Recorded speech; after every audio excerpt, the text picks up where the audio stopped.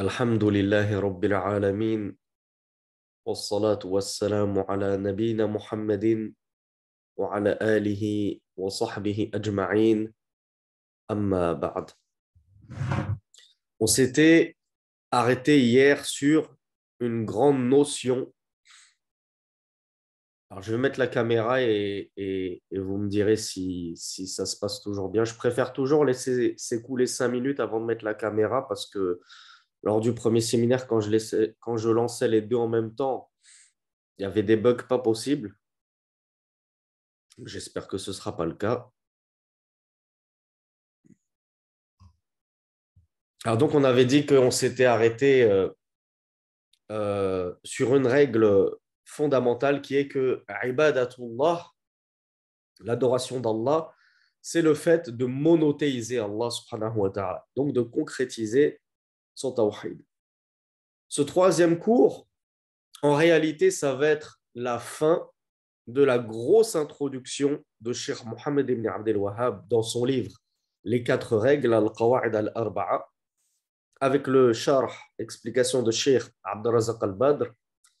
Et on a déjà vu certains fondements de la religion. Ce n'est pas les fameuses 4 règles contenues dans ce livre, mais on a déjà vu énormément de fondements, walillahi alhamd.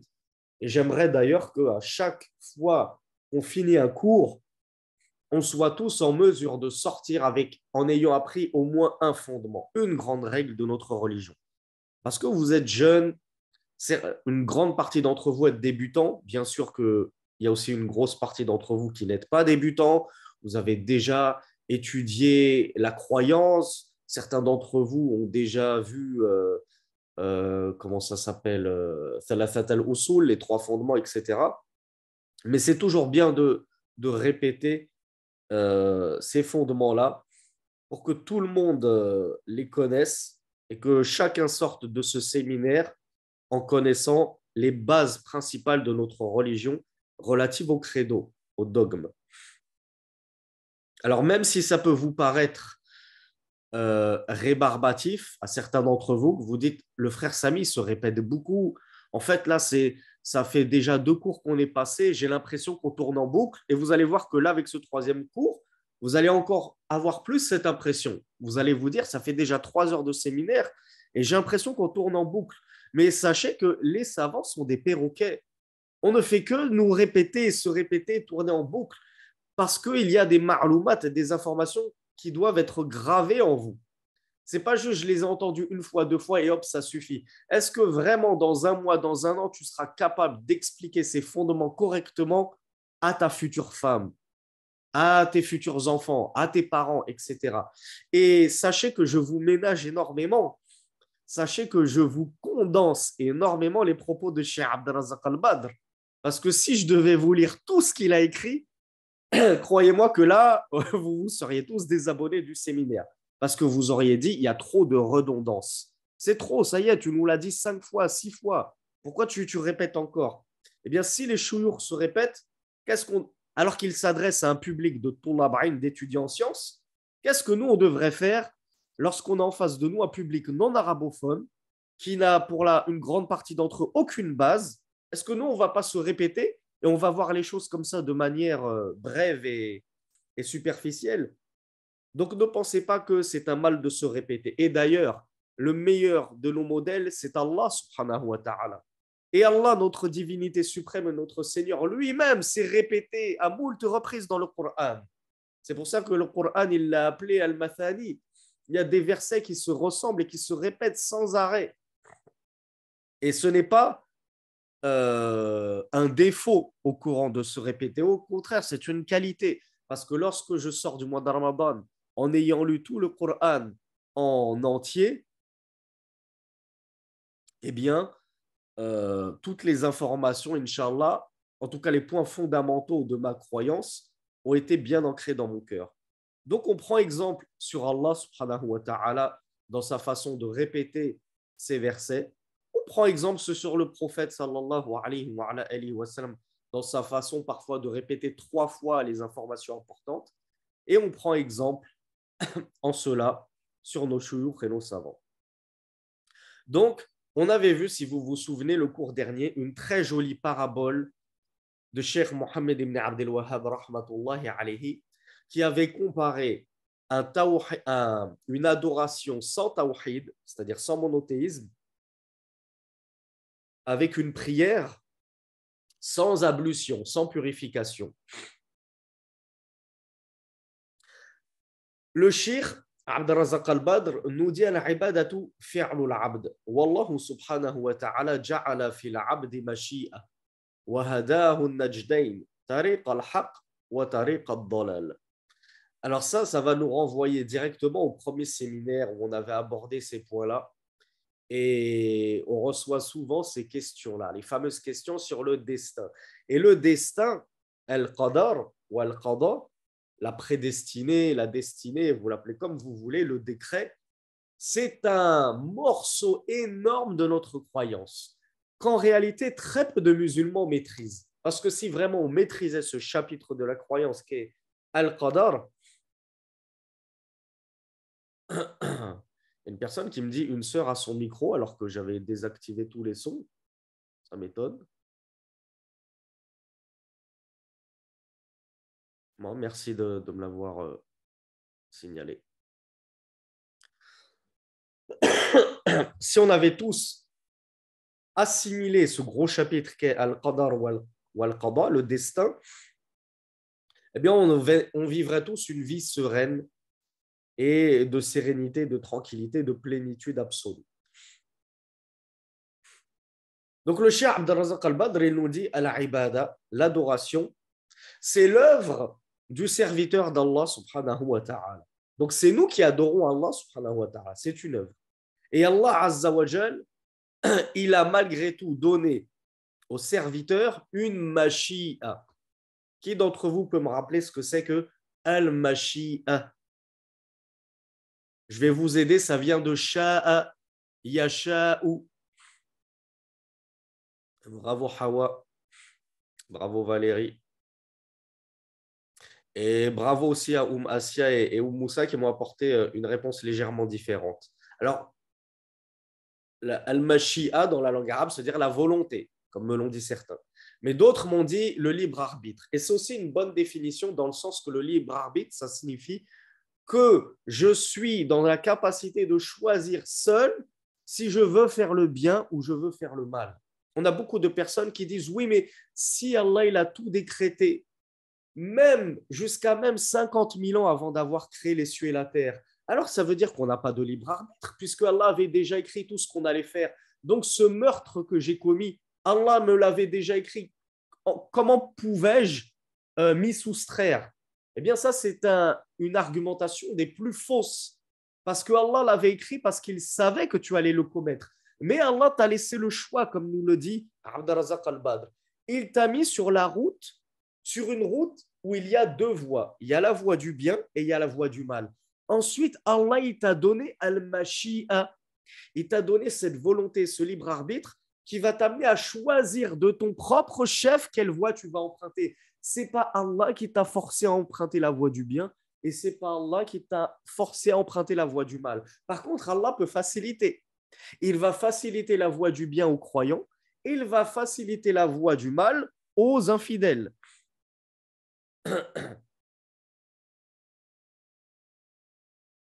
Donc, al-ibada, c'est le choix de tout individu. L'individu a le choix d'adorer Allah ou de ne pas adorer Allah. Ce n'est pas Allah qui a forcé les kuffars à ne pas l'adorer.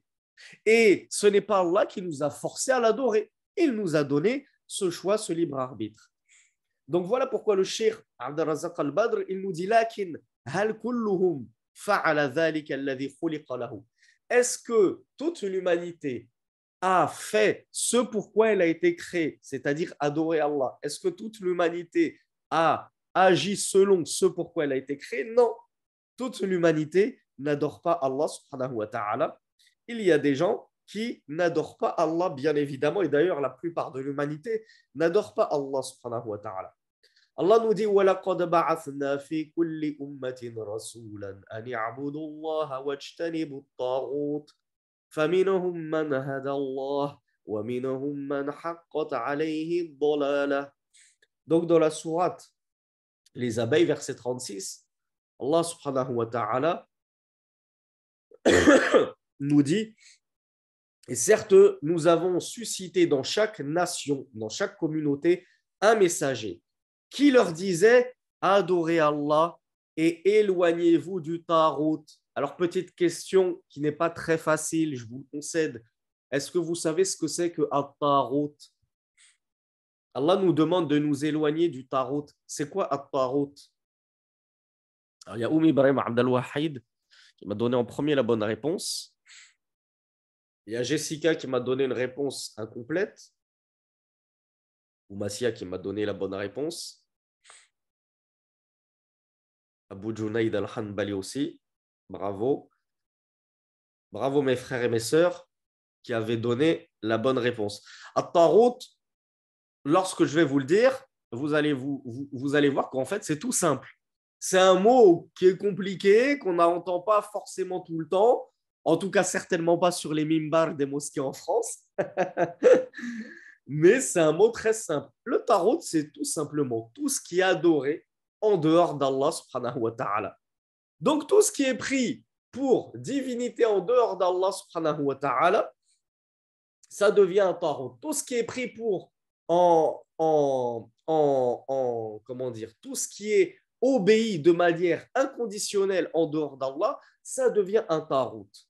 Un tarout, ça vient dans la racine at-tourian. At-tourian, c'est le fait de dépasser les limites.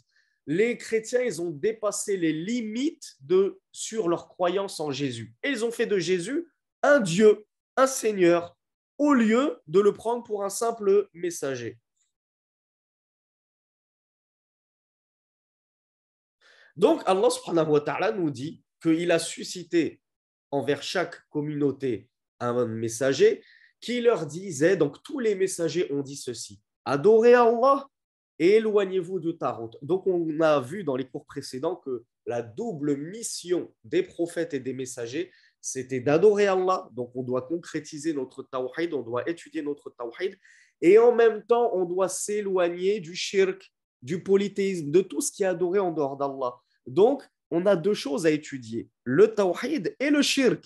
Le tawhid pour le concrétiser, le shirk pour s'en éloigner. Et ça va être le sujet de notre cours de ce soir, Inch'Allah.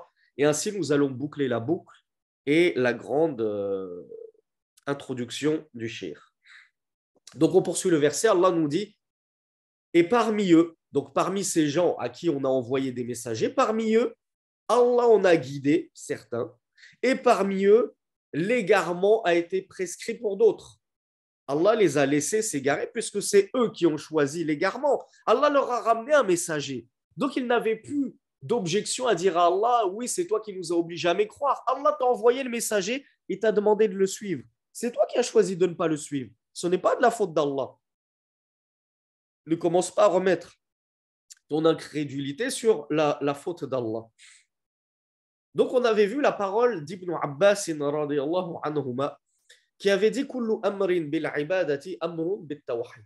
Ibn Abbas nous a dit à chaque fois que dans le Coran, tu vas avoir l'ordre d'adorer Allah subhanahu wa ta'ala, ceci est un ordre de monothéiser Allah subhanahu wa ta'ala. Il y a une personne qui me demande le verset et il me semble que je l'ai donné, non?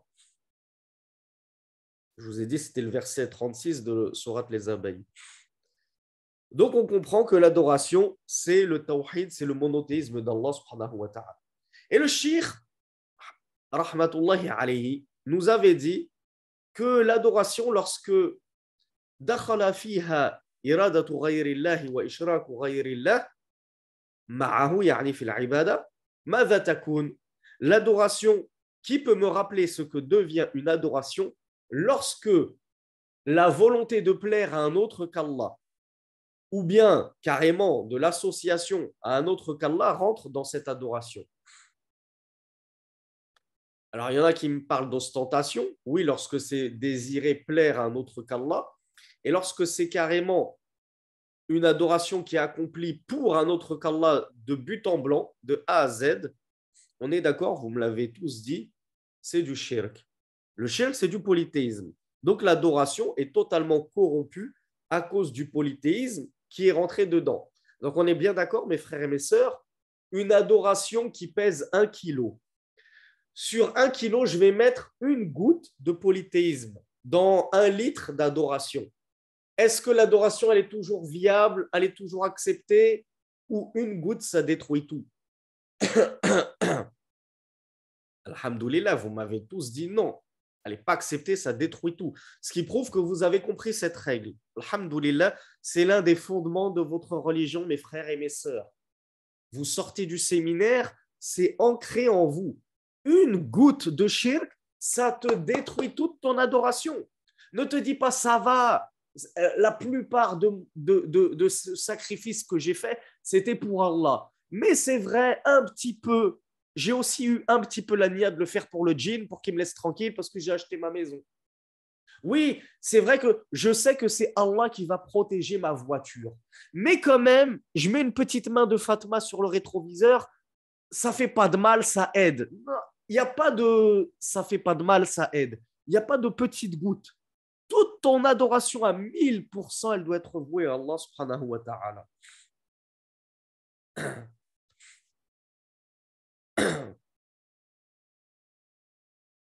Alors, pourquoi est-ce qu'on dit ça?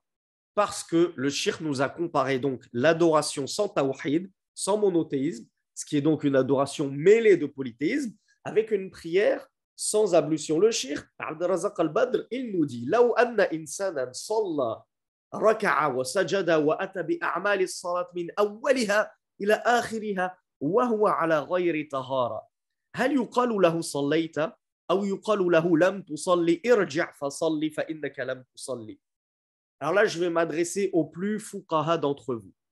Ceux qui ont étudié un petit peu le fiqh, notamment fiqh as-salat, la jurisprudence de la prière et la jurisprudence des ablutions. Prenons l'exemple de l'individu qui a prié. Il a fait le recours, il a fait le soujoud, la prosternation, la clinaison. Il a tout bien fait de la prière de A à Z. Il n'y a rien à lui reprocher. Cependant, il a prié toute sa prière sans ablution. Le cheikh Abdurrazaq al-Badr, il nous dit, est-ce qu'une telle personne, on considère qu'il a fait sa prière? Est-ce qu'on considère qu'il a prié? Ou bien on lui dit, Akhi Urti, en réalité, tu n'as pas prié, retourne faire ta prière. Et on lui dit même, retourne faire tes ablutions, puis retourne faire ta prière. Donc, alhamdoulilah, vous m'avez tous dit ça. Donc, je vois que vous avez tous étudié le fiqh, ça fait plaisir. Donc, je comprends que le prochain séminaire, ce n'est pas la peine qu'on fasse un séminaire sur le fiqh de la prière. Vous me faites gagner des heures de cours, là. Ça fait plaisir. Alors, vous m'avez tous donné la bonne réponse, d'accord. Mais qui peut me citer brièvement le hadith en français, je ne vais pas vous le demander en arabe, qui nous prouve cela? Sur quoi on se base pour dire ça? Qui connaît le titre du hadith que donnent les ulama qui prouve un petit peu cela? Alors oui, il y a Mohamed Bouchekhi qui me dit pas de prière pour celui qui n'a pas ses ablutions. Voilà, moi je pensais à ce que Walid m'a dit. En arabe, on l'appelle hadith al-musi'i salatahu. C'est le hadith de celui qui avait mal fait sa prière. C'était un compagnon du messager d'Allah qui avait prié dans la mosquée pendant que le prophète sallallahu alayhi wa sallam, il était avec ses compagnons. Et cet homme-là, il a fait la prière. Puis il est revenu voir le messager d'Allah sallallahu alayhi wa sallam. Il a salué le messager d'Allah sallallahu alayhi wa sallam. Et qu'est-ce que lui a dit le messager? Il lui a dit, retourne et prie car tu n'as pas prié. Alors que cet homme venait de prier. Et donc il est reparti prier et à 3 reprises, ça s'est produit. La 3e fois, cet homme a dit au messager d'Allah, je ne sais faire que cette prière, apprends-moi. Parce que ça fait 3 fois de suite que le messager d'Allah lui disait, retourne prier, tu n'as pas prié. Donc le messager d'Allah, il lui a indiqué qu'en fait, cet homme, pourquoi il faisait mal sa prière? Et du coup, comme il l'a mal faite, le messager d'Allah a considéré que c'était comme s'il n'avait pas prié.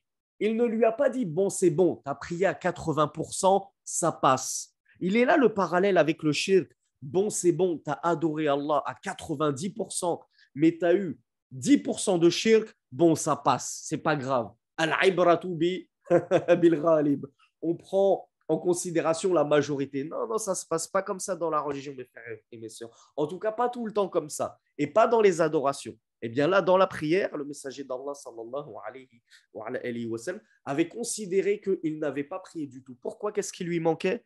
Il lui manquait at-tuma'anina, as-sakina, le fait de prendre son temps dans les mouvements. Vous avez certainement vu certaines vidéos, certains imams, et ça se passe beaucoup en Turquie, malheureusement, ne m'en voulez pas, mes frères turcs. En plus, il y a le frère Furqan à Turquie qui m'écrit les soufis pris vite. On en a vu des dégâts. Des gens, on a l'impression que la vidéo est en accéléré x3, alors qu'en fait, elle est limite, on ralentit la vidéo. On a besoin de mettre au ralenti tellement ils font des mouvements, ils ne prennent pas leur temps. Eh bien, ça, sachez que c'est une condition de validité de la prière, c'est un pilier de la prière, c'est atoma nina. Si tu ne respectes pas la tranquillité, que tu prends ton temps dans les mouvements de la prière, eh bien, Rasulullah a dit à cet homme-là, retourne, tu n'as pas prié. C'est pareil, lorsque tu vois quelqu'un qui fait une adoration dans laquelle il a associé Allah subhanahu wa ta'ala, oui, je vois que ça bug, on me l'a affiché. J'espère que ça va se calmer un petit peu.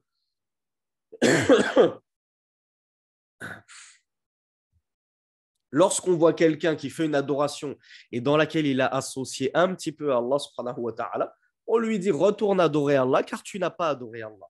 Donc on comprend maintenant pourquoi une adoration dans laquelle il y a du shirk, du polythéisme, on ne peut pas considérer ceci comme adoration. Ça bug encore? Alors je vais désactiver la caméra quelque temps. Vous me direz si ça passe un petit peu mieux. Alors, vous me dites, c'est bon pour vous, ça ne bug plus. Bon, écoutez, je relance la caméra, mais à vos risques et périls. Est-ce que ça passe toujours, Inch'Allah? Bismillah, qu'Allah nous facilite. Alhamdulillah. Donc, ça s'appelle le hadith de celui qui a mal fait sa prière. Où je voulais en venir, ça m'a perturbé. Euh, on disait que l'adoration, si elle était mêlée d'un peu de polythéisme, elle était complètement vaine, on ne pouvait pas l'accepter. J'en ai perdu le fil à cause de ce bug.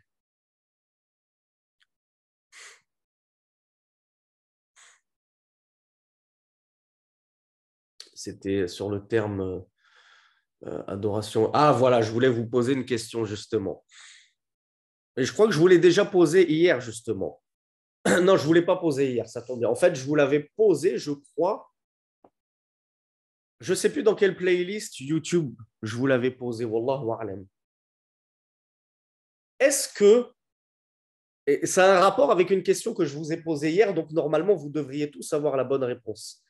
Est-ce que un adorateur du Messie, un chrétien qui adore le Père, le Fils et le Saint-Esprit, est-ce que nous avons le droit de l'appeler adorateur d'Allah? Parce qu'il adore Allah, il va te dire, moi j'adore le Père. Moi j'adore le Père, le Fils et le Saint-Esprit. Toi tu me dis que je n'ai pas adoré Allah, mais si, je l'ai adoré le Père. J'ai une prière qui s'appelle Notre Père qui est aux cieux. Les Asha'ira ne reconnaissent même pas qu'Allah il est aux cieux. Moi je suis chrétien, je le reconnais qu'Allah s'est élevé au-dessus des cieux. J'ai notre Père qui est au-dessus. Donc, est-ce qu'avec cette argumentation, je peux accepter son argumentation et dire, bon, d'accord, effectivement, sous ce point de vue-là, on peut considérer que tu as effectivement adoré Allah. Donc, vous m'avez tous dit, non, non, on ne peut pas dire que c'est un adorateur d'Allah, c'est un polythéiste, etc., c'est un associateur. On est d'accord. On est d'accord. Je voulais juste être sûr. Ne vous énervez pas. Vous êtes tous là à me parler en majuscule. Ne vous énervez pas. Je voulais juste qu'on soit sûr qu'on avait bien compris ce qu'on a vu hier. Puisque leurs petites gouttes de polythéisme, et eux, c'est carrément c'est pas des gouttes, hein, c'est des tonneaux entiers de polythéisme qui déversent dans leurs adorations. Puisqu'ils ont associé dans leur adoration, on ne peut pas dire un chrétien est un adorateur d'Allah. Les juifs sont des adorateurs d'Allah. Non, en fait, soit tu es un adorateur d'Allah et du coup, tu es un musulman, voire un croyant, voire un morcier, un excellent, soit tu n'es pas un adorateur d'Allah. En fait, il n'y a pas de juste milieu. Là, c'est vraiment binaire. C'est 0 ou 1. Soit tu as adoré Allah, soit tu n'as pas adoré Allah. Donc, les polythéistes du temps de Mohammed sallallahu alayhi wa sallam, qui s'appelait Abdullah. Comment il s'appelait le père de Mohammed sallallahu alayhi wa sallam? Qui sait comment il s'appelait le père du prophète sallallahu alayhi wa sallam? Ah, vous êtes nombreux à le savoir. Il s'appelait Abdullah. Et est-ce que le père du prophète Mohammed sallallahu alayhi wa sallam, c'était un adorateur d'Allah? Parce qu'il s'appelait Abdullah, ça veut dire serviteur d'Allah, adorateur d'Allah. Ben non, vous voyez bien.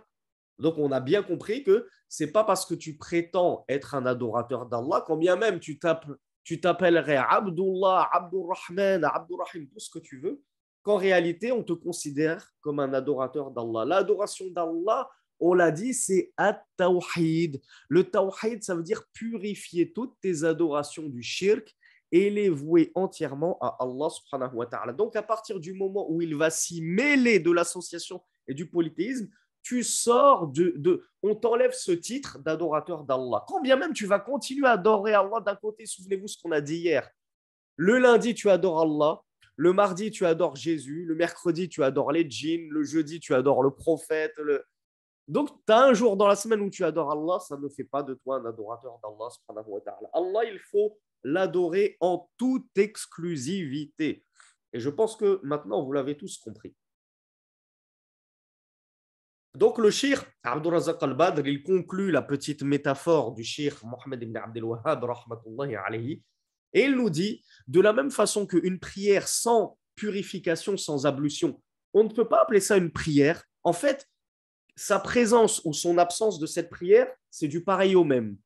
C'est comme si tu avais prié pour rien. C'est comme s'il n'y avait pas eu de prière. Pourquoi? Parce que tu n'avais pas fait tes ablutions. Tu n'étais pas en état de purification. C'est pareil pour l'adoration. Une adoration, s'il n'y a pas de tawhid dedans, elle ne vaut rien. Qu'elle soit présente ou absente, c'est du pareil au même. C'est comme si cette adoration n'existait pas. Elle ne sera pas acceptée d'Allah subhanahu wa ta'ala puisqu'elle était remplie de polythéisme. Allah subhanahu wa ta'ala, alors le shir, Abdurrazaq al-Badr, hafidhahullah, nous dit وَإِذَا كَانَتِ الْعِبَادَةُ وَلَوْ كَانَتْ كَثِيرًا أَمْضَى فِيهَا الْإِنسَانُ حَيَاتَهُ وَدَهْرَهُ إِذَا لَمْ تَكُنْ قَائِمَةً على التوحيد فإنها كلها تذهب سدى وتضيع هباء.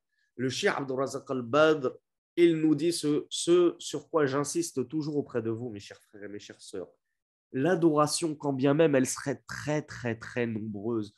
Prenez les moines chrétiens, je ne sais pas comment on les appelle, les prêtres, les abbés, l'abbé Pierre, sœur Marie-Thérèse. Vous savez, ces grands noms du christianisme qui, toute leur vie, ils pensaient avoir adoré Allah subhanahu wa ta'ala. Donc le shir nous dit quand bien même ils ont fait de l'adoration, entre guillemets, toute leur vie, selon leur conception. Eux, ils pensaient avoir adoré Allah subhanahu wa ta'ala. Il nous dit cependant, cette adoration qu'ils ont dédiée à Dieu ou à Jésus, qu'ils l'appellent comme ils veulent, elle reposait sur du shirk. Elle ne reposait pas sur le tawhid, sur le monothéisme. Eh bien, toute cette adoration, elle va être réduite en poussière. Elle va être réduite en poussière. Alors, j'ai eu 3 ça bug, j'ai eu un gros bug, décidément.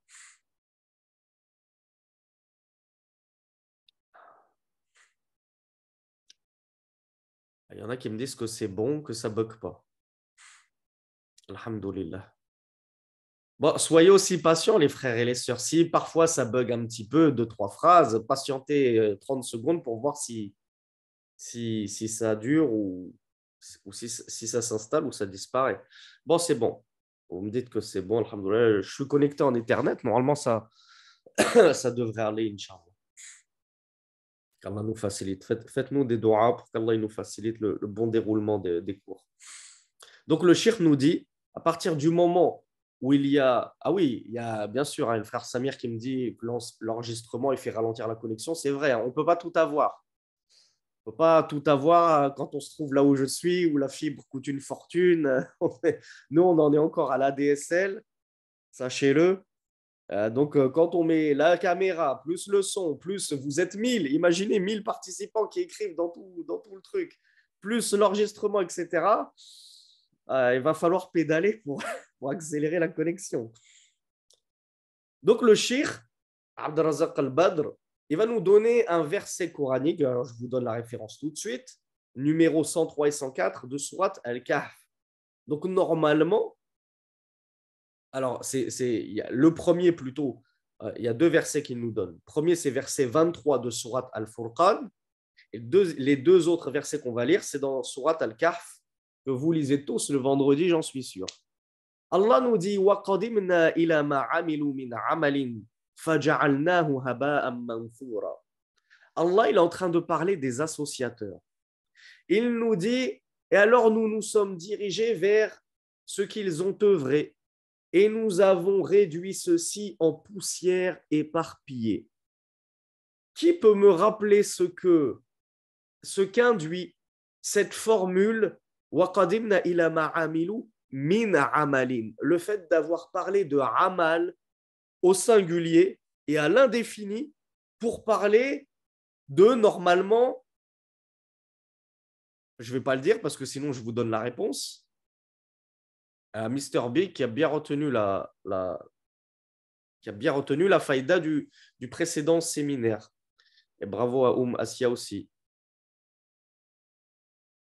Et bravo à Roney. Donc, alhamdoulilah, je vois qu'il y a certains qui ont assisté au premier séminaire et qui l'ont bien assimilé. Alors, ne vous inquiétez pas si vous ne l'avez pas compris, on va le répéter. Parce que je me suis arrêté en plein milieu parce que j'allais donner la bonne réponse. Allah, il a dit, alors je vais vous le lire d'une manière très littérale.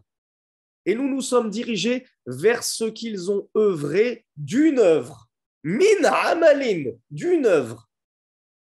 Et nous l'avons réduit en poussière éparpillée. Allah, il a parlé au singulier et à la forme indéfinie. Min amalin. Le pluriel de amal, c'est amal.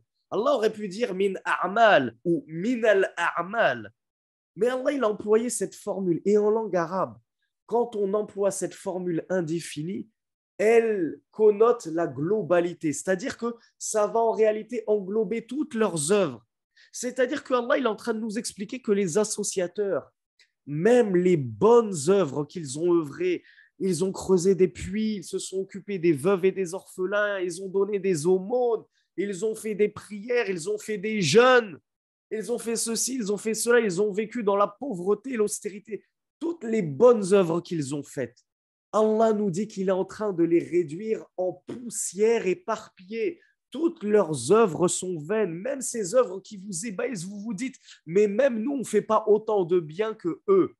Vous vous sentez insignifiant par rapport à ces pères et ces sœurs, Marie-Thérèse et compagnie, qui voyagent en Afrique et qui donnent de leur temps, etc. Mais sachez, mes frères et mes sœurs, et n'ayez pas à rougir devant eux, que vous serez toujours mieux que ces gens-là, parce que vous avez le tawhid. Aussi peu soient vos œuvres, aussi insignifiantes puissent-elles paraître à vos yeux, quand bien même vous ne faites pas grand-chose, c'est vrai, on ne prie pas la nuit, on ne jeûne pas le lundi et le jeudi, on ne donne pas de sadaqat, etc. Mais vous avez le tawhid. Qu'est-ce qu'il vous faut de plus pour vous réjouir?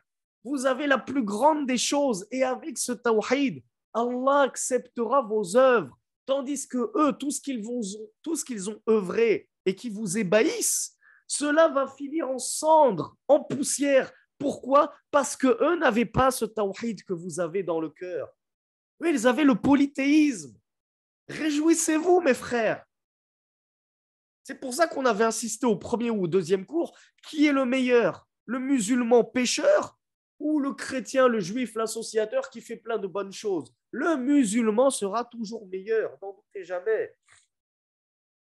Et dans la sourate Al-Kahf, la caverne, Allah nous dit قُلْ هَلْ نُنَبِّئُكُمْ بِالْأَخْسَرِينَ أَعْمَالًا الَّذِينَ ضَلَّ سَعْيُهُمْ فِي الْحَيَاةِ الدُّنْيَا وَهُمْ يَحْسَبُونَ أَنَّهُمْ يُحْسِنُونَ صُنْعًا. Allah Azza wa Jal, il nous dit, ne nous informerions-nous pas, ne nous informerions-vous pas des plus perdants en œuvre? Qui est celui qui a perdu toutes ses œuvres? Allah nous dit dans le verset qui suit, ce sont ceux dont les œuvres ont été vaines dans cette vie d'ici-bas, tandis qu'ils pensaient bien faire. Versets 103 et 104. Imaginez-vous, l'abbé Pierre. Alors, on ne va pas donner des noms parce que c'est aussi une règle de notre religion. On ne dit pas un tel il est en enfer, un tel il est au paradis, à moins qu'Allah et son prophète ne nous l'aient annoncé. Allah il nous a dit que Pharaon il est en enfer, on peut le dire sans aucun souci. Rasulullah nous dit que Abu Talib, son oncle, il est en enfer, on le dit sans aucun souci. Moi, je ne vais pas dire mon père, il est mort, il est en enfer. Ma mère, elle est morte, elle est au paradis. Allahu Akbar. On juge selon l'apparence. L'apparence de l'abbé Pierre, de sœur Marie-Thérèse, etc. En apparence, ils sont chrétiens. En apparence, ils sont morts donc sur le christianisme. On les juge comme tels fit dunya dans cette vie d'ici-bas. Mais on ne va pas jusqu'à dire l'abbé Pierre, sa place, elle est en enfer. Allahu A'lam. On ne sait pas si au tout dernier moment, il n'a pas fait taouba. Allahu A'lam. Mais par contre, on ne dit pas c'est des musulmans. On les juge selon l'apparence. C'était des chrétiens, donc c'était des koufars. Eh bien, si ces gens-là sont bel et bien morts sur leur kouf, tout ce qu'ils ont fait d'œuvre, alors même qu'ils pensaient bien faire, Allah nous dit ils pensaient bien faire. Le prêtre, il creuse des puits, il s'occupe des orphelins, il pense faire du bien. Il pense que son Dieu va le récompenser. Allah Azza wa Jal nous a dit leurs œuvres se sont égarées, elles sont vaines. Allah ne les rétribuera pas pour cela. Et ils seront en enfer éternellement s'ils sont morts sur le coup. Donc le cheikh Abdul Razak al-Badr nous dit c'est une base immense et un fondement de notre religion que tout musulman doit connaître, doit assimiler. On me dit que ça bug beaucoup. Je vais désactiver la caméra.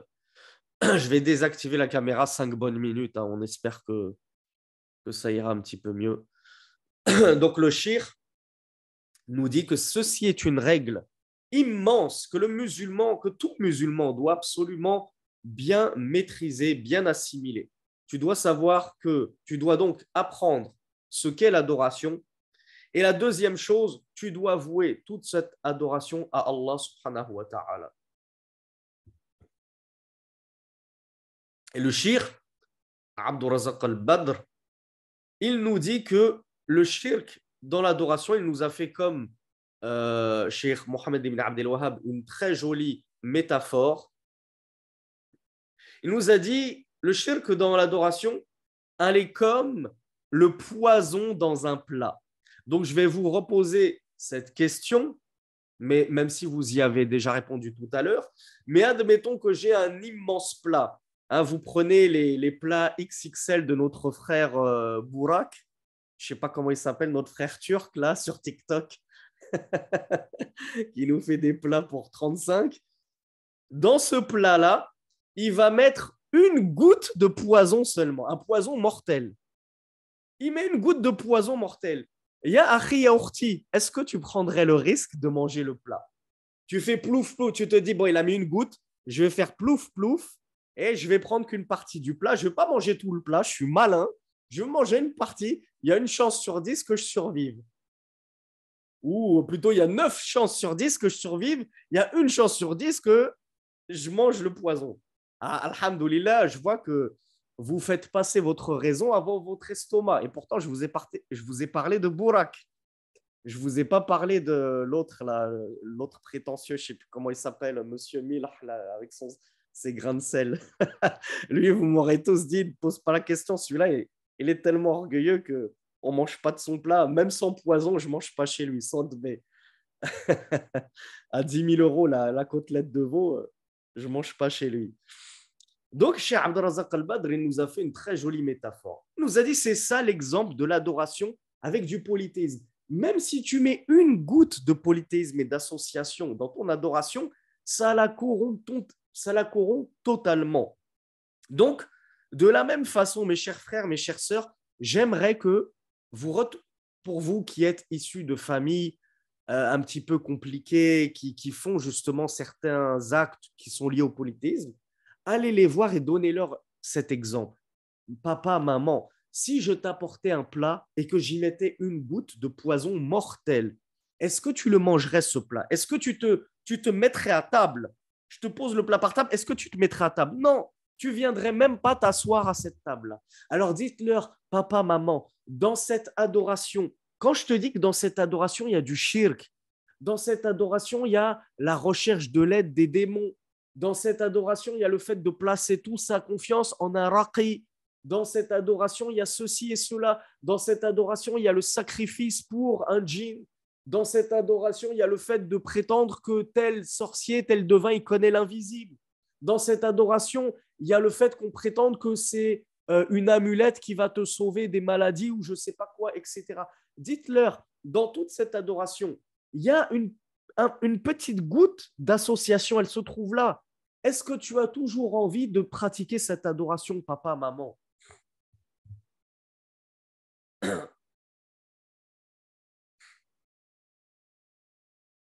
Normalement, s'ils sont sincères et que vous leur rapportez l'exemple du poison dans le plat, ils devraient vous dire c'est vrai. Si on sait qu'il y a ne serait-ce qu'une goutte de polythéisme, on n'est pas en train de dire il y a une goutte de petit péché, on te parle de goutte de polythéisme, normalement, ils devraient se dire ah oui, on ne va pas aller faire cette adoration puisqu'elle est mêlée de polythéisme.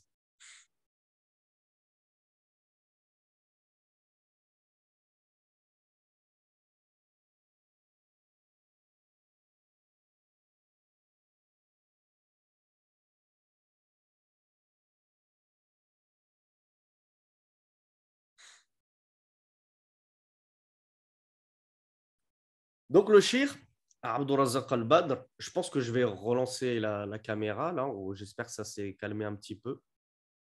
Vous allez me dire si ça passe toujours correctement. Amin, hein, qu'Allah guide tous nos parents, toute notre famille à l'islam véritable. Qu'il nous guide, nous aussi, à la bonne compréhension et à la saine compréhension de la religion et qu'il guide ensuite tout ce que nous aimons. Nous, déjà de base, on souhaite que Allah guide toute l'humanité entière, qu'on aille tous au paradis, comme l'aimerait tellement Michel Polnareff. Mais Allah, on l'a vu en introduction, Allah il nous a laissé sur les deux voies. Chacun choisit sa voie. On ne peut pas forcer les gens à croire. Donc le cheikh Abdurrazzaq al-Badr, il nous dit إِذَنْ يَجِبُ عَلَيْنَا نَعْرِفَ الشِّرْكَ أَوْ لَا يَجِبُ. Donc, petite question, mes frères et mes sœurs, maintenant qu'on a vu la gravité de ce à quoi conduit l'association et le polythéisme, le fait que ça détruise toutes nos œuvres, même les bonnes œuvres, et même les œuvres qu'on aurait destinées uniquement à Allah, à partir du moment où, de base, je suis un associateur et que dans d'autres œuvres, j'associe Allah, même mes bonnes œuvres, Allah ne me les acceptera pas. Et ma place sera éternellement en enfer. Alors maintenant qu'on sait tout ça, le cheikh nous pose cette question oratoire. J'ai même pas besoin de vous la poser. Est-ce qu'il est donc obligatoire pour nous d'apprendre ce que c'est que le shirk?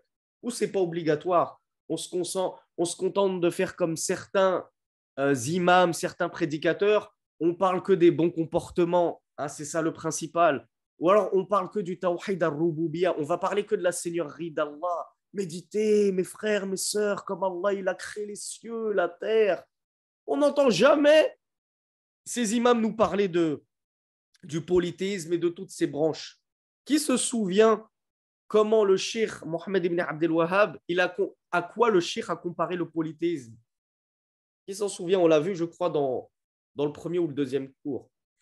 Alors l'arbre, c'était moi qui l'avais donné, Ourti. C'était moi qui avais comparé ça à un arbre. Alors le cheikh, effectivement, vous êtes nombreux à vous en être souvenus, alhamdoulilah. Donc ça prouve que vous êtes sérieux, vous n'êtes pas endormis durant les cours. En même temps, c'est des cours d'1 heure. Il faut le faire pour dormir dans un cours d'1 heure.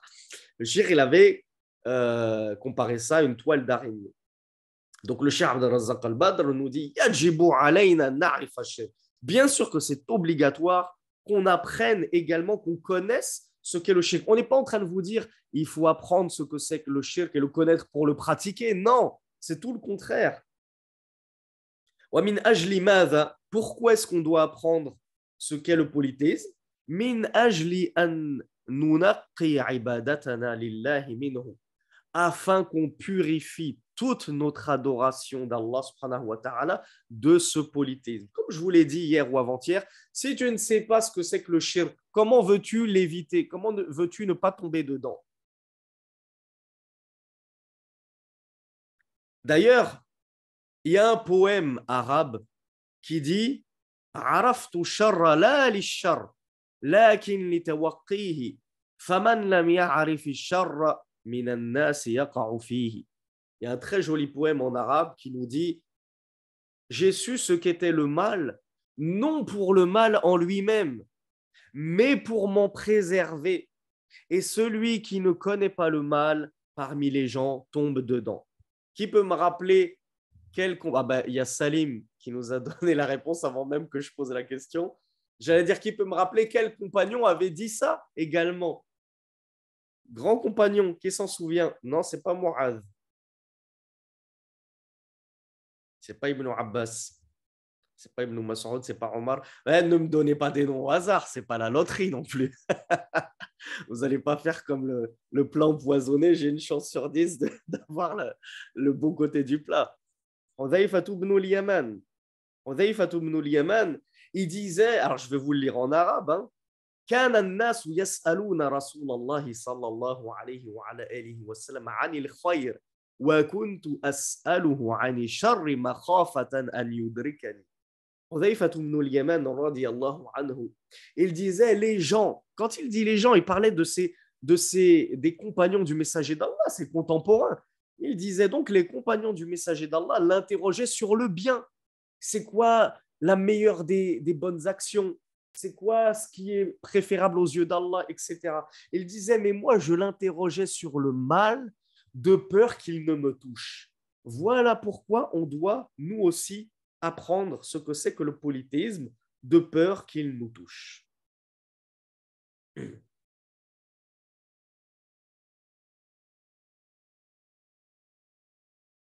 Le shir, عبد الرزاق البدنودي إذا لم يعرف الإنسان الشرك وحقيقته ربما دخل الشرك في جوانب من عبادته فأفسدها وهو في قرارة نفسه لا يزال يظن أنه من أهل التوحيد ومن أهل لا إله إلا الله بينما قد أدخل على نفسه أعمالا من الشرك تفسد عمله وعبادته وتحبط دينه.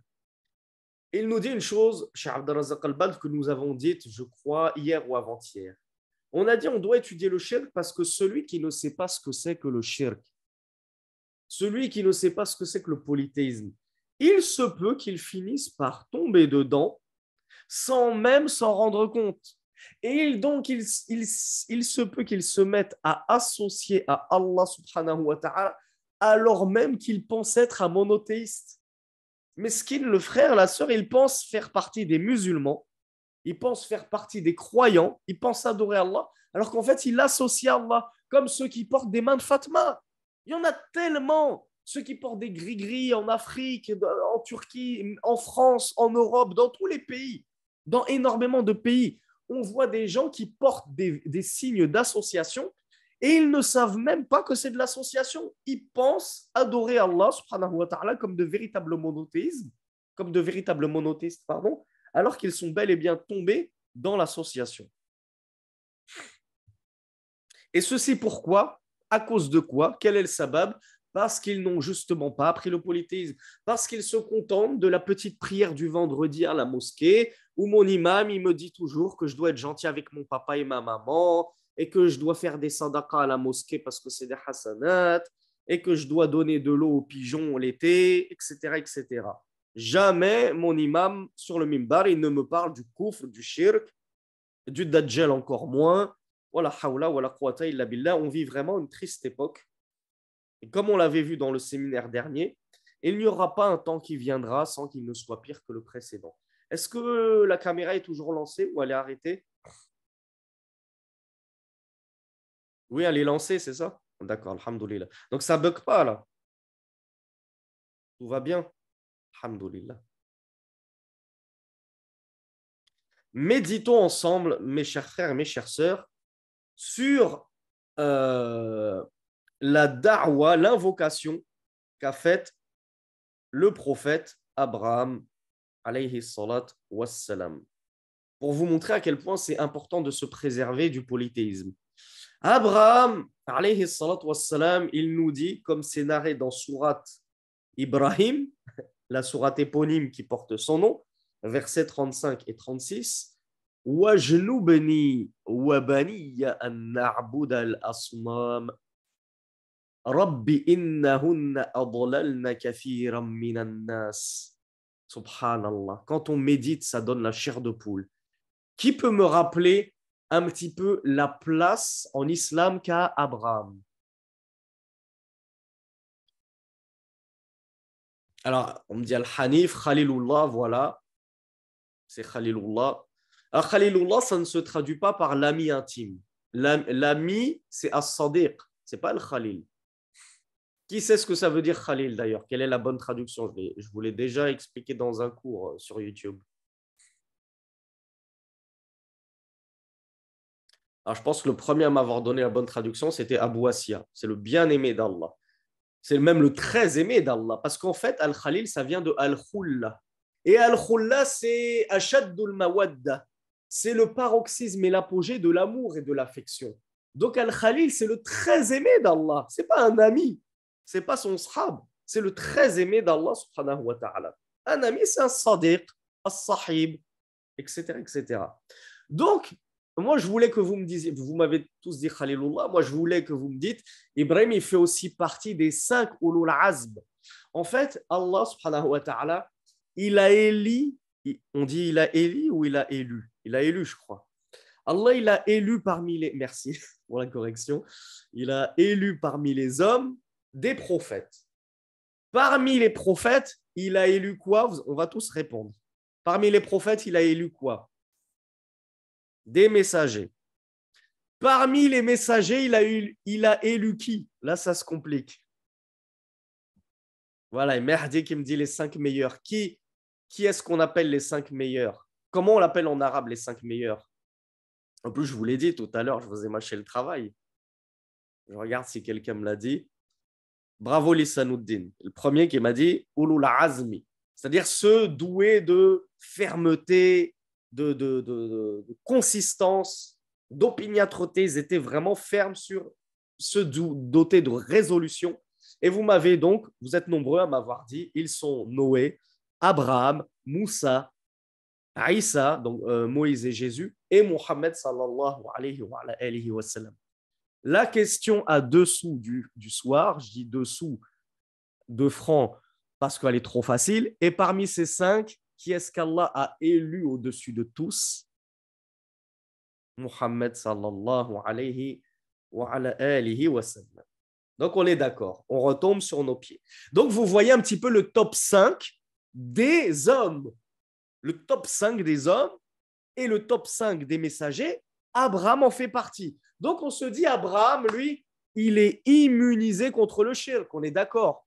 Lui, c'est même pas la... Mais lui, le shaitan, il va jamais lui mettre la moindre ambiguïté dans la tête.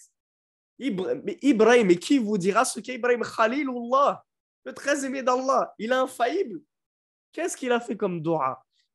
Ibrahim, il a dit à Allah subhanahu wa ta'ala, wajlubni wa bani, et écarte-moi et préserve-moi ainsi que mes enfants d'adorer les idoles. Mais subhanallah, est-ce que vous vous rendez compte de la puissance de cette dua, mes frères? De qui elle émane? C'est Abraham il ne se suffit pas à lui-même. La yatawakkalu ala nafsihi.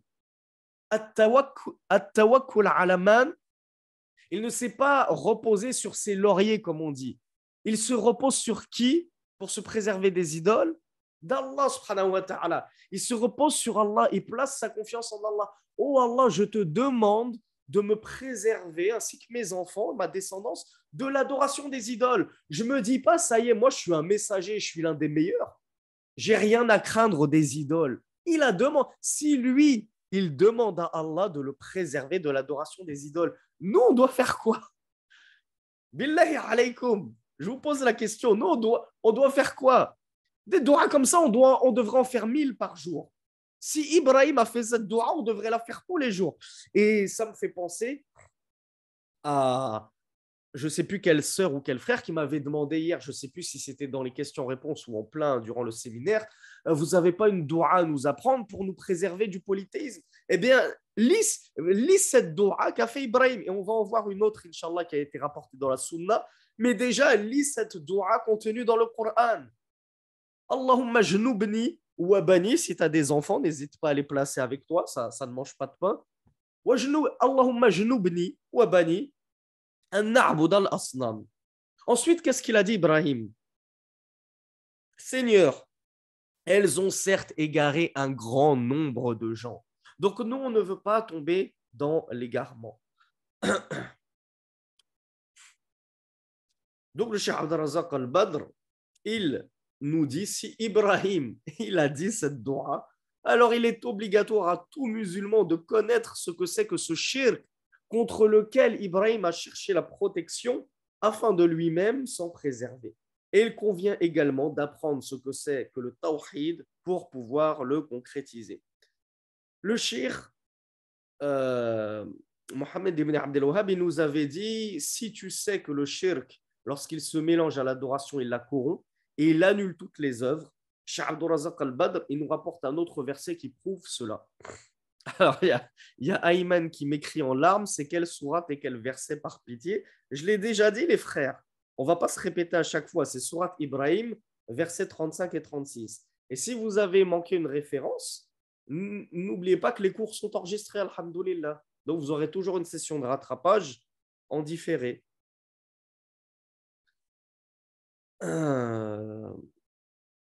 Allah Azza wa Jal nous dit dans le Coran, وَلَقَدْ أُوحِيَ إِلَيْكَ وَإِلَى الَّذِينَ مِنْ قَبْلِكَ لَئِنْ أَشْرَكْتَ لَيَحْبَطَنَّ عَمَلُكَ وَلَتَكُونَنَّ مِنَ الْخَاسِرِينَ. Donc, on l'a déjà dit, nous, Inch'Allah, on est des gens sérieux, on marche au dalil, on marche à la preuve. On ne marche pas à « j'ai entendu Sami Philippe le dire dans un cours », ça me suffit. Sami Philippe, il est marsoum contre l'erreur, il est préservé de l'erreur, il ne se trompe jamais. Bien sûr que je me trompe. Je fais partie de ceux qui se trompent le plus sur cette terre. Je ne suis qu'un homme et je fais partie du plus bas de l'échelle des hommes. Donc, lorsque je vous dis un truc, vous devez attendre que je vous ramène la preuve. Sinon, ça doit rester entre pincettes. Et les savants, ils nous éduquent toujours avec la preuve. Donc, on disait, oui, une goutte de polythéisme, ça corrompt toutes les œuvres. D'accord, mais c'est quoi ton dalil? Ô Cheikh Mohammed ibn Abdel Wahhab, c'est quoi ton dalil? Eh bien, le Cheikh Abdelrazak al-Badr, il nous cite ce verset où Allah subhanahu wa ta'ala nous dit, et certes, nous t'avons révélé, ainsi qu'à ceux avant toi, que si tu associes, c'est-à-dire à Allah subhanahu wa ta'ala dans son adoration, la yahbatanna amaluk, ton œuvre sera vaine. Et souvenez-vous de ce qu'on a dit lorsqu'on emploie ce singulier, ton œuvre sera vaine, c'est-à-dire toutes tes œuvres seront vaines, nous dit Allah subhanahu wa ta'ala. Et tu feras certes partie des perdants. Donc c'est Allah subhanahu wa ta'ala qui nous dit qu'il suffit d'associer à lui, même si c'est une seule fois, même si c'est juste un petit peu, pour que toutes tes œuvres deviennent vaines. Bien sûr, je le rappelle aux frères et aux sœurs, hein, c'est important parce qu'on m'avait posé cette question en panique. Est-ce que l'association peut-elle être pardonnée? Oui, si tu demandes pardon, tu seras pardonné. Alors, c'est le verset 65 de la sourate Az-Zumar, les groupes, ceux qui prennent les références. Donc, le cheikh Mohammed ibn Abdel Wahhab nous avait conclu un petit peu sa muqaddima en nous disant, si tu apprends ce qu'est le polythéisme ainsi que le monothéisme, alors on espère qu'Allah subhanahu wa ta'ala te préservera d'une telle toile d'araignée.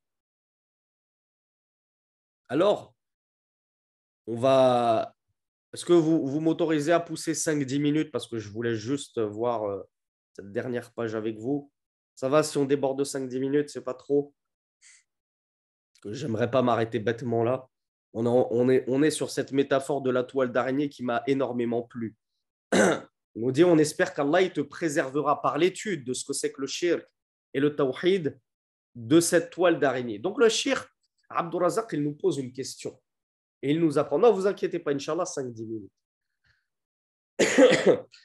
Moi, je te pose la question, Akhi et Ourti. Imagine que tu es une petite mouche. Bon, on va trouver un peu plus poétique. Imagine que tu es une jolie petite abeille. Tu es une petite mignonne abeille. Tu frôles, voilà, une libellule. C'est plus joli. Un petit papillon, encore mieux. Voilà. Imagine que tu as un joli petit papillon avec des ailes roses, violets, etc. Et il y a une grosse toile d'araignée. Elle est immense, la toile d'araignée. Moi, je ne te dis pas que toi, petit papillon, tu fonces en plein dans le milieu de la toile d'araignée. Non, toi, tu vas frôler le dernier cercle de la toile d'araignée. Qu'est-ce qui va se passer? Ils sont où les adeptes de National Géographie et de C'est pas sorcier? Ah oui, c'est vrai que de nos jours, c'est toujours pas sorcier. Alors, il y a Ayman qui me dit, t'es mort. Bon, il a tout résumé. Et il est allé directement à la case finale sans passer par les étapes. Et l'araignée va nous manger. On est pris dedans. Donc, on est d'accord. On est collé. Donc, vous vous rendez tous compte que, en fait, cette toile d'araignée qui est le shirk, quand bien même je la frôle, je tombe, c'est-à-dire que je vais la toucher. Hein. On n'est pas en train de dire que je m'en approche. Non, je la frôle, ça veut dire que je la touche quand même. Mais je touche ses extrémités, ses bords. Eh bien, vous m'avez dit, je me retrouve collé parce que la toile d'araignée, elle est collante de partout. C'est pas juste le centre qui est collant, tout est collant. Qu'est-ce qui se passe une fois que je suis accroché? J'ai ma petite aile, je suis en train de me débattre comme ça. Qu'est-ce qui se passe? Ah oui, bravo. Il y a la grosse et méchante araignée qui vient pour me dévorer tout cru, ou à la limite pour m'enrouler dans un cocon pour me manger plus tard, quand elle aura très très faim. Eh bien, c'est pareil avec le shirk. Une fois que je suis tombé dans le shirk, même l'extrémité, le shirk va finir par me manger tout cru. Je vais finir, il va manger toutes mes œuvres. Toutes mes œuvres vont être dévorées par cette association. Il ne me restera plus rien. Et je vais finir en enfer pour l'éternité. Vous voyez la gravité du shirk. Il ne faut surtout pas s'en approcher. Tout comme aucun papillon qui se respecte n'approcherait une toile d'araignée. Bon, le problème, c'est que toiles d'araignée, justement, Allah les a tellement bien créées qu'elles sont limite invisibles. C'est pas évident de les éviter. Tout comme le shirk, je vous le concède, c'est pas non plus toujours évident de l'éviter, de le connaître et de s'en préserver. Mais c'est pour ça qu'il faut l'apprendre. C'est pour ça justement qu'il faut l'apprendre pour ne pas tomber dedans. Donc le shirk, Abdurrazak al-Badr, il nous dit on a donc trois choses à faire. Anta arifa shirk. Tu dois connaître le shirk en l'étudiant. Antakuna minhu ala hadarin. Que tu y prennes ensuite garde. Tu sais ce que c'est que le polythéisme, donc j'y prends garde. Commence pas à me dire viens, on va en Turquie, on va s'acheter des petites amulettes, c'est joli, ça va décorer la maison. Non, non. Le nazar, là, c'est comme ça que vous appelez le nazar. L'œil bleu, là. Non, non, ça décore pas la maison, ce nazar. Ça l'enlaidit par le shirk. Troisième chose que je dois apprendre, que nous conseille le shirk, an tas'al azza wa jal an yu'idhaka minhu. Donc j'apprends le shirk, ce que c'est le polythéisme en numéro un. Deuxièmement, je l'évite, pardon. Et troisièmement, je demande aussi à Allah qui m'en préserve. C'est pas ça y est, moi j'ai fait le séminaire avec le frère Sami, les 4 règles, je sais ce que c'est que le shirk, je vais m'en préserver et c'est bon, je suis immunisé, je suis intouchable. Non, ne te repose jamais sur toi-même, sur tes lauriers. Alors oui, il y a un frère qui me dit que le nazar est d'origine mongole, et ça c'est vrai. C'est vrai qu'il faut que nos frères et nos sœurs turcs le sachent. Ce symbole qui est très répandu chez vous, mais même là où je me trouve, je l'ai vu, hein, rassurez-vous, et je ne suis pas en Turquie, et même en France, ça se trouve, ça remonte à des origines mongoles païennes. Donc voilà pourquoi c'est de l'association. C'est comme la main de Fatma. C'est pas ça qui te protégera du mauvais œil, sois-en sûr. C'est qui protège du mauvais œil? Abdel Raouf Ben Halima? Bon, j'aurais pas dû vous poser cette question, c'était trop simple. Alhamdoulilah. On est d'accord que c'est certainement pas une main de Fatma en plastoc, made in Taïwan, qui va te protéger du mauvais œil quand même.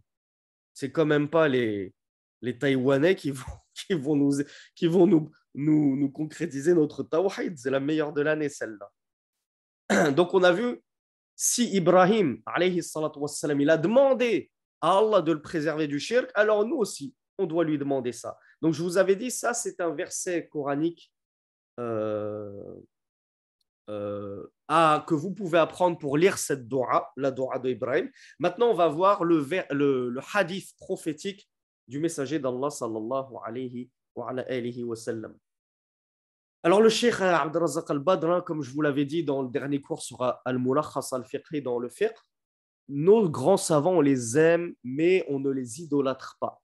Quand ils font des erreurs, on reconnaît leurs erreurs. Et il n'y a aucun mal. C'est tout à l'honneur de l'individu de reconnaître ses erreurs et ça ne fait que l'élever. On n'est pas immunisé. Donc, il ne faut pas faire de nos chouyours des gens qui ne commettent jamais d'erreur. Et certains ne sont pas forcément. On n'est pas tous des grands mémorisateurs de hadith. Parfois, il y a des savants qui vont un petit peu déformer le hadith. C'est pas trop méchant. Donc là, le shir, il l'a un petit peu déformé, mais c'est pas trop méchant. Ce hadith, c'est le messager d'Allah qui a dit Inna shirka fikum akhfa min dabibin naml. Le polythéisme auprès de vous, il est encore plus discret, plus caché que le petit trou d'une fourmi. Je ne vais pas parler d'une fourmilière, parce que la fourmilière, c'est en hauteur, c'est gros. Mais prenez l'exemple d'une petite fourmi qui va creuser son trou dans le sol. Vous voyez ce petit trou, il est imperceptible à l'œil nu. Eh bien, Rasulullah nous a dit le shirk, il est aussi discret que le trou d'une fourmi. Puis il leur a dit, ne vous indiquerai-je pas. C'est là la petite erreur du shirk, elle n'est pas trop méchante, parce qu'en réalité, le messager d'Allah, il n'a pas parlé à tous ses compagnons, il s'est adressé à un seul compagnon. Ce hadith, il est narré à la forme singulière dans Al-Adab al-Mufrad de Bukhari, pas au pluriel. Savez-vous à qui ce compagnon? Alors, non, je ne vais pas vous poser la question, parce que là, je ne vous ai pas donné le hadith, donc vous ne pourrez jamais deviner. Sachez que ce hadith, Rasulullah, il s'est adressé à Abu Bakr. Vous savez qui est Abu Bakr? Qui peut me rappeler quelle était la place de Abu Bakr parmi les compagnons du messager d'Allah sallallahu alayhi wa sallam? Voilà. Premier calife, le plus aimé, le meilleur des compagnons, le plus pieux, le meilleur ami du prophète sallallahu alayhi wa sallam. Il était tout ça. Vous m'avez tous donné la bonne réponse, alhamdoulilah.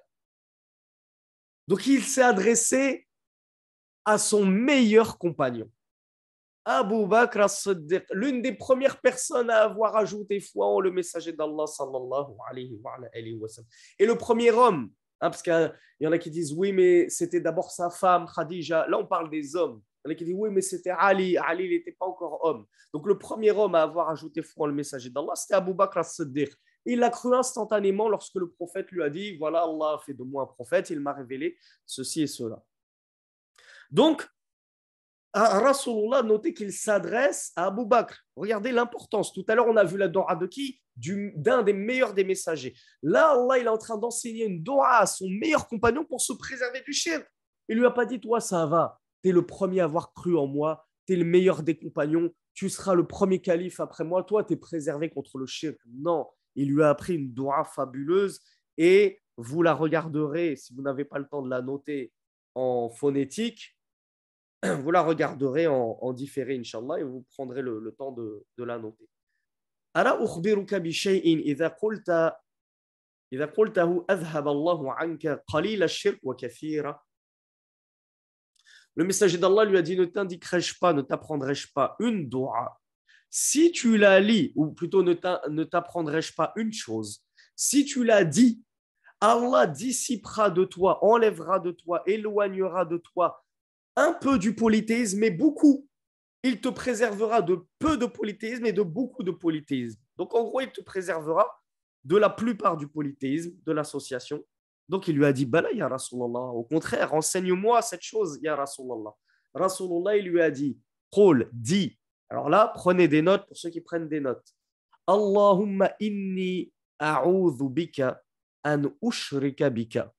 Wallah, je cherche refuge auprès de toi contre le fait que je t'associe, que j'associe à toi. Allahumma inni a'udhu bika an ushrika bika wa ana a'lam. Tandis que je sais, je vais t'associer, je cherche refuge auprès de toi contre ton association alors que je sais que c'est de l'association. Wa astaghfiruka lima la a'lam. Et je te demande pardon pour ce que je ne sais pas. C'est-à-dire que ça répond à la question des frères et des sœurs. Moi, je ne savais pas que c'était de l'association. Est-ce que Allah il va me jeter en enfer et tout? Si tu ne savais pas, demande pardon à Allah et ne recommence plus, c'est tout simple. Donc, oh Allah, je cherche refuge auprès de toi contre le fait de t'associer alors que je sais et je te demande pardon pour ce que je ne sais pas. Donc, je la répète une toute dernière fois en arabe. Ensuite, vous avez la rediffusion, Inch'Allah. Allahumma inni a'udhu bika an ushrika bika wa ana a'lam wa astaghfiruka lima la a'lam. Donc le Cheikh Abdul Razzaq al-Badr il nous dit qu'il convient de lire abondamment cette dua pour chercher la protection contre le shirk et nous en sommes dans le plus grand des besoins. Donc on va s'arrêter là, Inch'Allah. J'aurais aimé pousser à 2 pages, mais je ne vais pas vous les imposer. Comme ça, on serait passé directement euh, au premier fondement, parce que ça, c'était que la muqaddima. Donc il y a un frère qui me demande la source. Alors je vais regarder la source. Je vous ai dit que c'était Al-Adab al-Mufrad, mais je ne sais plus c'est quel numéro. Alors, ça se trouve dans Al-Adab al-Mufrad de Bukhari. Donc, ce n'est pas Sahih al-Bukhari, c'est Al-Adab al-Mufrad de Bukhari. C'est le numéro 716. Et elle se trouve aussi dans Sahih al-Adab al-Mufrad de Sheikh al-Albani, pour ceux qui l'ont, sous le numéro 551. Donc, on va s'arrêter là, mes chers frères et sœurs. J'espère ne pas avoir été trop long. J'espère que ça s'est bien passé, que ça n'a pas trop bugué. Barakallahu fikum. Et donc là, c'était quasiment la fin. Hein. Il ne reste plus grand-chose de la muqaddima, de l'introduction. Et vous voyez, comme déjà, on a appris beaucoup de bases, beaucoup de règles, beaucoup de choses utiles en une simple muqaddima. Figurez-vous qu'on n'a même pas encore commencé les 4 règles. Hein. C'est vrai que je crois que dans le cours numéro 2, je vous avais dit, allez, là, on rentre dans la première des règles. En fait, non, on n'est toujours pas rentré dans la première des règles. C'est un petit peu comme dans son livre sur les 3 fondements, Al-Usul al-Thalatha. Avant de parler réellement des 3 fondements, il nous dit, le Cheikh Mohammed ibn Abdel Wahhab, sache 4 choses. Il y a 4 fondements que tu dois connaître. Alors que ces 4 fondements, ce n'est pas les 3 fondements, la connaissance d'Allah, la connaissance de la religion et la connaissance de son messager. Exceptionnellement, on ne va pas faire les questions-réponses. Barakallahu fikum. On les réservera pour le cours prochain parce que je suis un petit peu malade. Jazakumullahu khairan. Hada wallahu a'lam. Wa sallallahu ala nabina Muhammad. Walhamdulillahi rabbil alamin. Wassalamu alaikum wa rahmatullahi wa barakatuh.